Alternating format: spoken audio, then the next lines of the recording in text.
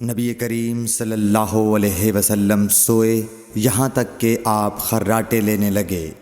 پھر آپ نے نماز پڑھی اور کبھی راوی نے یوں کہا کہ آپ صلی اللہ علیہ وسلم لیٹ گئے پھر خراٹے لینے لگے۔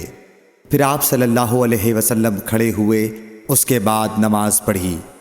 پھر سفیان نے ہم سے دوسری مرتبہ ابن عباس رضی اللہ تعالی عنہ کہتے تھے کہ ایک مرتبہ میں نے اپنی خالہ ام المومنین حضرت میمونہ کے گھر رات گزاری تو میں نے دیکھا کہ رسول اللہ صلی اللہ علیہ وسلم رات کو اٹھے۔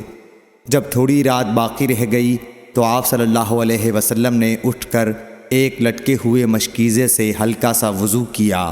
عمرو اس کا ہلکا پن اور معمولی ہونا بیان کرتے تھے، اور آپ کھڑے ہو کر نماز پڑھنے لگے تو میں نے بھی اسی طرح وضو کیا جس طرح آپ صلی اللہ علیہ وسلم نے کیا تھا۔ پھر آ کر آپ کے بائیں طرف کھڑا ہو گیا، اور کبھی سفیان نے ان یسارہ کے بجائے ان شمالہ کا لفظ کہا، مطلب دونوں کا ایک ہی ہے۔ پھر آپ صلی اللہ علیہ وسلم نے مجھے پھیر لیا اور اپنی داہنی جانب کر لیا، پھر نماز پڑھی جس قدر اللہ کو منظور تھا۔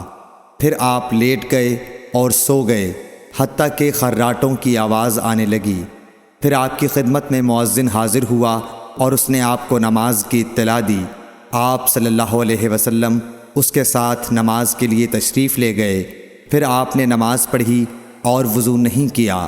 سفیان کہتے ہیں کہ ہم نے عمرو سے کہا، کچھ لوگ کہتے ہیں کہ رسول اللہ صلی اللہ علیہ وسلم کی آنکھیں سوتی تھیں، دل نہیں سوتا تھا۔